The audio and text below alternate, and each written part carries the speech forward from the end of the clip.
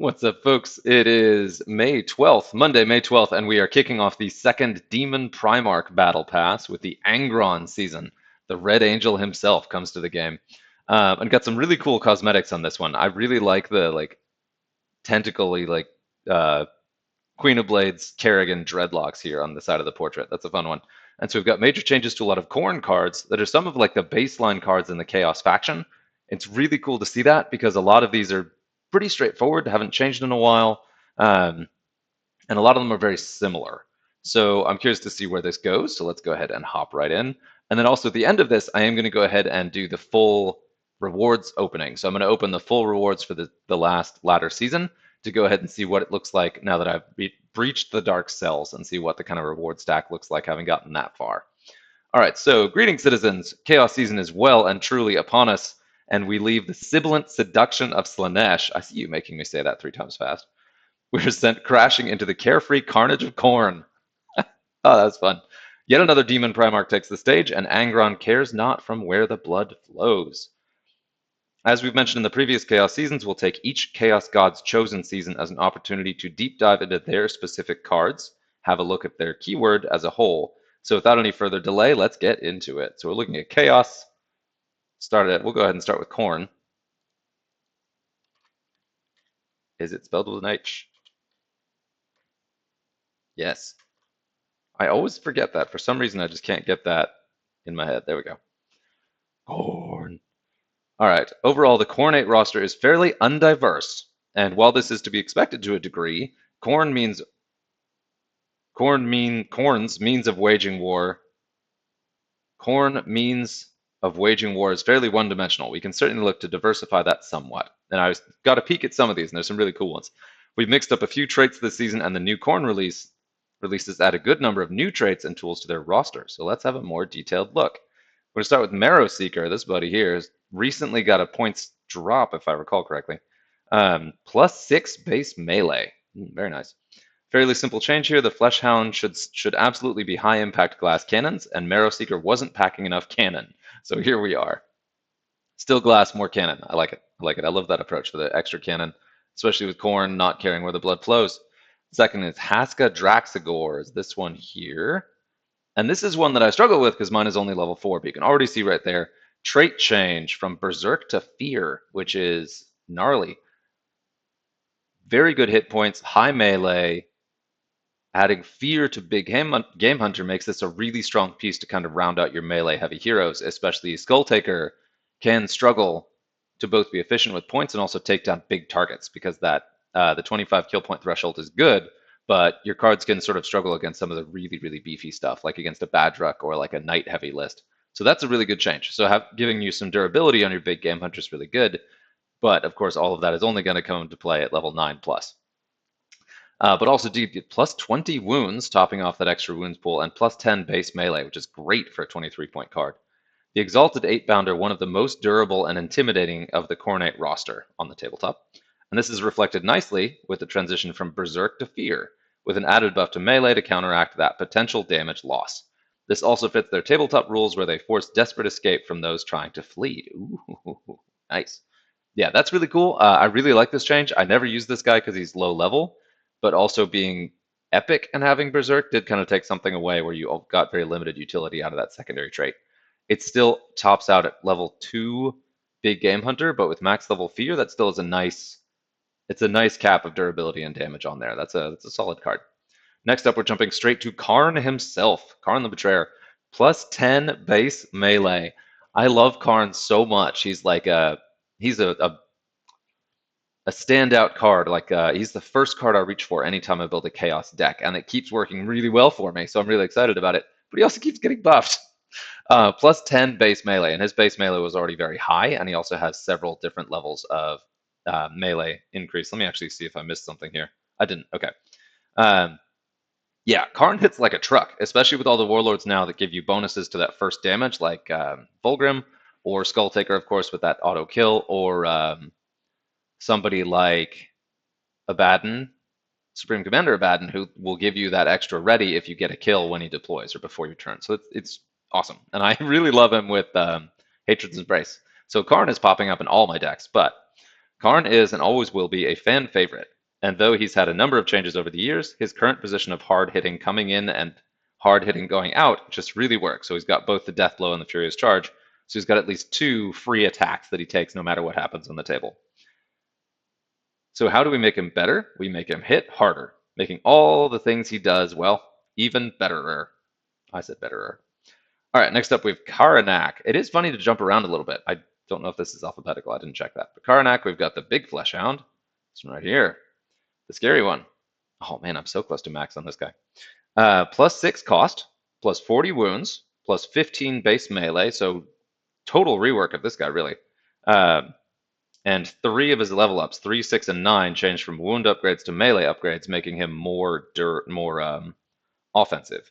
So we got the base wounds upgrade, which means that those melee upgrades will just add to that damage. So big bump in hit points, big bump in damage. Still has that outflank trait. We've opted for a soft rework here for Karanak, and the greatest of hounds. He was a bit underwhelming at 12 points, so promoting him to 18 points makes him a much more formidable damage dealer and increases his health, making him a serious threat. So he is going to be a little harder to slot into those decks now, but that's a big buff. That's a really big buff to wounds, damage, and it's not that big of an increase to cost. Like if you were, a lot of the time in my melee chaos decks, I've got like a 6-point hole, right? And I could put the jackal in there, I could put another 5-pointer in there, but it would be nice to be able to swap out one of my 12s to an 18 that's actually a meaningful card. So I'm pretty excited about this. He's going to compete with a lot of other cards at that price point, but still, I like that. We've opted, okay, next up we have Lord Invocatus, the Winged Axe. Working on leveling this guy up too. He's not good at level 4. +20 base wounds, okay, all right. Big bump in durability there. Overall, not in a bad place. The Lord Invocatus works as he is, but needs a bit more of something. Khorne needs good mid-high cost cards, which they don't have an abundance of. So we've kept the price point, and the damage is already devastating, so a decent amount of extra bulk makes the most sense. So big bump to wounds. He has that double whammy of outflank and furious charge to hit really, really hard on the drop. And then it is true that Khorne doesn't have a lot of like heavy hitting high level cards. You look at this, I mean they do, but they're either very rare or ranged focused, or they've got your Bloodthirster. So if you're looking to build a high level, especially an apocalypse level Khorne deck, and you want to go thematic, you run out of options pretty quickly, especially if you don't have any of these. So yeah, this is really good to give the Invocatus a little bump. Still legendary, so he's still hard to get, but you know, it's good. Levels up fast. Next up, we have Clinker Fiend, and this was an interesting one because this is a card that I also reach for often, but I may have a weird opinion of his utility because I run him a lot, but I can't say that he's necessarily good. I just like him for what he added. So you can see the trait change already from Berserk to Fear, and I ran him a lot for that Berserk, but I'm definitely going to run him with the Fear because that durability is really nice. Another change from Berserk to Fear, Clinker Fiend has never found a consistent competitive spot despite numerous balancing attempts. So a change to Fear should massively shake things up, especially as a very balanced attacker for the Khorne roster, having that upper ranged attack. What's more terrifying than being shot at by living flaming skulls after all? I mean, yeah, I could definitely see Fear could apply to any of the demons, so it totally makes sense to do that. Curious to try that. I've got a very high level Clinker Fiend, so I'm excited to throw that in there. Could see that being really good in several warlords, and definitely as I'm tinkering more with ranged chaos, it is kind of fun to have the option to do a melee ranged chaos Khorne deck. So yeah, there we go there. Next up we have Skulltaker himself. Oh, and I'm so pumped about this change. I'd actually forgotten about this one. I'm not going to preview this. So +20 wounds, that extra durability bump really helps because in the end game, Skulltaker is either you kill the opponent fast or you die, which is still kind of how he does, but +20 wounds helps. And his big trait change is that secondary trait from Berserk to Deadshot, and that is so huge. If you're in a tight matchup and you're trying to take down the enemy warlord and he's still got bodyguards in the flanks, it can be really hard to get that lethal hit, especially with Skulltaker's melee being as high as it is. It's still not going to take down a Supreme Commander, and it's not going to take down anything with Fear. So having this, that's really, really good. Yeah, I love to see that trait change. That's a really nice buff, and that makes him one of 3 warlords with Deadshot and the first Chaos one with Deadshot. We've also got Illic Nightspear, and we've got Zemet Haya, so that's cool. Finally, Skulltaker is a definite favorite among the existing Chaos warlords, effective, simple, and brutal. However, as a fighter himself, he was maybe lacking a little something. And he's cheap. He fits right where he should be. Um, yeah. As the hunter of mortal champions, it made sense to switch over his fairly obsolete Berserk. Its secondary trait of Berserk is not. Yes. More lore appropriate and also devastating with his own special rule. Skulltaker should now be moving from fun to scary, which is also fun.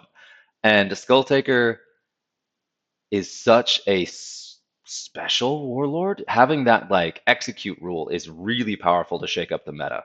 There are a lot of things that he's able to take down in ways that other warlords aren't, and he's kind of that foil piece you need in the meta to kind of keep everything shaken up. So I really love to see him get a buff.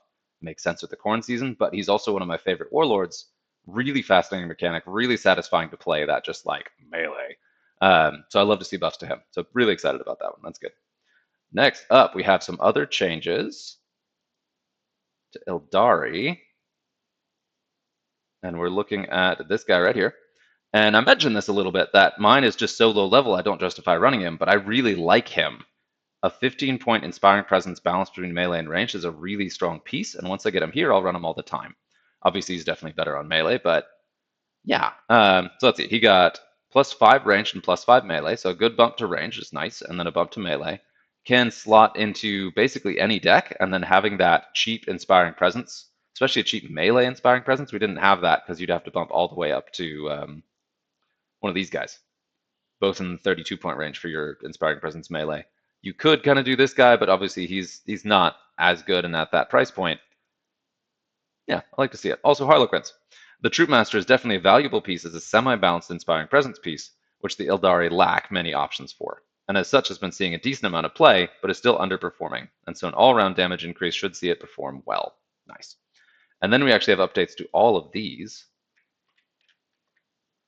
I was really excited to get these and unlock them. So we've got Blight Soul. This one gets +5 base melee. Then we've got Heart Thief, this one, +5 base melee. And then we've got Dream Eater, this one, +5 range and +5 base melee. Can't be right. Doesn't have any ranged attack. Might be -5 ranged. So they're going all in on the melee, or is it this one? No? Okay. The Mandrake kill team is proving pretty popular for its relatively new age, and like the cost is amazing, the models are super cool. Like I was really excited when these rolled out, and I'm just waiting on leveling them for my part personally. Yeah. Clear that players want to be taking them more often, but all are underperforming a bit. And I asked about this. A lot of the underperforming numbers come from played win rate. So it's if they're in a deck, does that deck win or not? How does that correlate to decks without them? And then kind of balancing that out across the entire game. And it's tricky to get an exact number for that, but my personal impression is that they're generally low level, but yeah, we'll see. Ooh, now this is an interesting one. And this one threw me off a little bit because this guy actually came up as, I believe, the highest played win rate Warlord of the Night season. So 2 seasons back, but still 2 seasons ago, this guy was the highest played win rate of any Warlord in the game, which is crazy. But yeah, Lord Sorlo Leontes, his trait is going from +40% to +60%. So your highest melee attack value on the board and your highest range attack value on the board after Furious Charges and Precision Shots, they get +60% to their primary attack stat. So yeah, so your heaviest melee card gets +60% melee, your heaviest range card gets +60% ranged, and if it has both, it will get both. So you can run an absolute monstrosity of a card in here. And if you have a high level of the knight that does Furious Charge and Precision Shot, no, because it happens after. Dang it, timing. If you have one of the scarier knights that has high melee and high ranged and fill it up with Medicae and taunts, he can be really, really devastating. Solo Leontes is struggling compared to the other Supreme Commanders, and now that it's been a decent amount of time since his release, it's clear that this number isn't stabilizing. As such, we're giving him a considerable boost to his special rule, hoping to see how it goes from there. So I'm excited to see that. I really appreciate his design because he's the first Warlord ever to hit the Imperial Guard roster or the Servants of the Emperor roster who doesn't reward you for running Psychers. All of the other ones can work with Psychers on some level, and just running the Psionic Blast spam in Servants of the Emperor is a good strategy in basically every single Warlord. So I appreciate him that he doesn't reward Psychers at all. He's very specific to the attack types, but that also holds him back. So yeah, so it's cool to see that. Okay, and then we're looking at Fury of Thamar. Well, I can go search for that. There we are. I love this card. I love the precision shot and Furious Charge combos where they do both. Like, these cards are so devastating to play. -2 cost. Ooh, okay. And then the Beast Killer, one of the more classic knights, is going down by 1 cost as well. So both of them getting a little cheaper, still comfortably over 100, but still. Although the plan last season was to allow a full 4-knight roster, including Canis Rex, as a viable 400-point list, we slightly missed the total needed. So we fixed that here, so a full lineup of maximum machine is now possible. I didn't even catch that, but cool. There are some other like non-knight knights that you could throw in there too that round it out. So I was able to do it, but I didn't even realize that it wasn't full knights. And then we have a couple tweaks to some of the older Space Marines. We're looking at this guy. +8 ranged and +8 melee to make him just a considerably more dangerous piece. He still is just in a weird spot where he doesn't do anything really amazing, so I never run him just because there's so many things to choose from in the Space Marines roster, especially in the 12-point range. Like, I've got so many things in that range, but it's cool to see him get a buff. And then this guy I see all the time, so I was surprised that he got a buff. Some of these cards I see everywhere, and so when they get buffed, it's always like, okay. All right, you buddy. Use my search. Typhon. And this guy, you see him a lot in Tolmaron decks, you see him in Akaran decks, you see him in Guilliman decks. He's just a really good big game hunter piece, and he takes just long enough to remove that he's scary if you're running any 40-point or higher cards. So -2 cost from 23 to 21. All right. And then this is another one that I never use. Brother Erastus. That is a lot of ranged. I just kind of forget about this guy because he's been low level for me for a long time. He's gone through a bunch of tweaks, so I never think to include him, but that's big. So +8 base range, you can see that gives him a significant punch for 13 points. It is funny, I just don't think of him as a ranged character because he feels more like a scout technical character, but he's very much a shooty character, and that's I gotta figure it out. This one I was really excited about because this is one of my favorite cards, but he does kind of struggle a little bit. And that is this gentleman right here. Oh yeah, gets -2 cost, whew, and +5 melee. So he hits really hard, and that's before the ready and the inspiring presence. So really, really strong punchy piece now. For the Space Marines, we've picked up a number of older, cheap to mid-range cards and just doing a general update to those with below average stats. There it is. And this is similar to Orcs. This was a fun one because this is one I think got cheaper at some point recently. I don't remember. He got a rework soon. +7 base melee. Woohoo! A great cheap utility piece and one that suitably synergizes with Snickrot, but realistically isn't bringing much other than his trait. Yeah, a good melee bump should allow him to contribute meaningfully to that first turn attack. Also makes him really scary in Zodgrod decks because that is going to increase more dramatically with the percent buff to melee or percent buff to attack stats. This was a fun one too. Blockrot's Flame Spitter, and this is funny. I saw the note and was like, wait a minute, he has what? He has Barrage. Who knew this guy had Barrage? -2 cost, going down to 43. Despite being a flyer with Barrage, it's still one of the least popular of the flying options for Orcs. Part of this may be that it's relatively new, and you can see mine is level 4. But it's still slightly above the curve in cost for other flyer options. So yeah, that makes sense. This is a really fun one. There you are. Only person whose name starts with Uff. Ufftop Blackhawk, Gargant Smasher, +10 wounds. Stands out as one of the endless orc cards that's not under 10 points.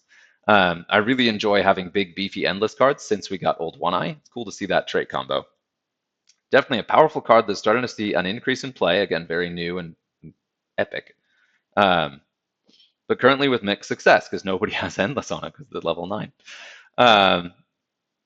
A bump in wounds doubles up with the endless trait to make this a noticeable increase. I'd be very curious if there was a way to tease apart the level of the played win rate for this guy and see if that matters, because he really does stand out for that endless trait, and Inspiring Presence is nice, but until you get endless on him, he doesn't necessarily stand out with other options in that price point.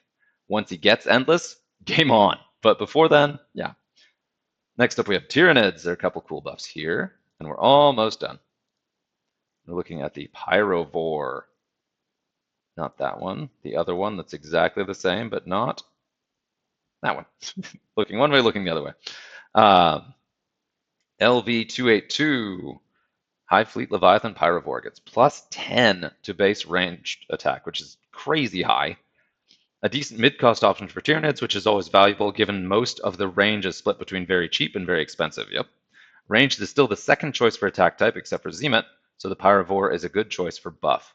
And I wonder, I assume melee is the attack type of choice for Tyranids. Personally, I find my Psychers are the most powerful, but I see ranged or melee being really important.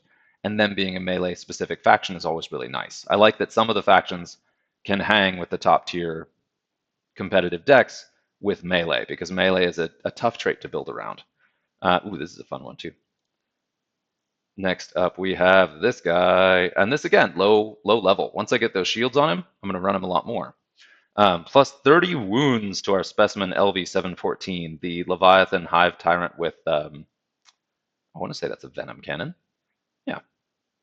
A card players definitely want to be playing more of, but as a triple attacker, needs decent levels to be playable. While leveling and waiting on a full set of shields is below average, its below average health for its cost was definitely holding it back. So big boost in wounds should make it much more viable at any level and help it stay around to provide maximum inspiring presence buff. Then we've got the cards out of the general pool. We've got Bog Robber's Brute is one of the big hunter rigs for orcs. We got Limb Stitcha, the little 5-point Medicae for orcs. We've got Nasor Svodnor, the Gene Stealer Cult Primus. Idrik Laska, the Gene Stealer Cult's Icon Ward. We got a bunch of cool Gene Stealer cults. Priest of the Blessed Limb, the Metamorph Leader for the cults. I gotta pop in on these ones. I gotta show these ones. I'm trying to be efficient with time here, so I don't want to dig up all of these guys, but I'm really pumped to be unlocking these. Oh, where are you, buddy? Ah, yes, the Sanguinor. Yes. The Sanguinor is entering the general pool, and that melee deadshot taunt. I am so excited to tinker with this guy. Then we got the other Sanguinary Guard. And then we've got Brother Galani as a Blood Angel's Assault Intercessor. And then we got the cool Aquilon, the Tempestus Aquilons for the servants. These guys are the funky backpacks. These guys. These guys are getting into the general pool. And then we've got the Tarantula Turret or the Servo Sentry. And that's it. Okay, so let's take a look at the rewards, and then there we are. So here's where this is different. So before Terra, or when we had Terra previously, if you got to Terra at the end of the season there in the competitive season, you were guaranteed, I think it was 2 legendaries. I should get 6. Still 2. Okay, maybe not. So it just stacks a little bit. So this is actually what I wanted to see. I was kind of misreading that because in the preview of the rewards, at each of the arenas above Terra, it said if you finish in this, you get this stuff. And I was unsure if it's stacked or if that was just giving you a running total. So we got 10 pages, pretty good. Since there's some cards added to the general pool, I hope to get some of them here because some of them are common. I could do the suspense of hopping the cards one at a time, but doing that kind of phased reroll is good too. I've got a bunch of cards kind of towing the line to max level and some low level new commons. So every time I get a dump of commons, that's pretty exciting. Nothing new yet, so it looks like I'm not actually going to get any of the new cards because there are already 2 rares. But that's going to be 3 pages, give or take size. I'm really close to getting that level on that guy. That'll be epic or legendary. Already into the legendary, so we have 2 pages of legendaries, but also wild cards. Nice. Fuegan. I really want to get a higher level Fuegan. Love that. There's a new one. Nice. I got the epic one. Cool.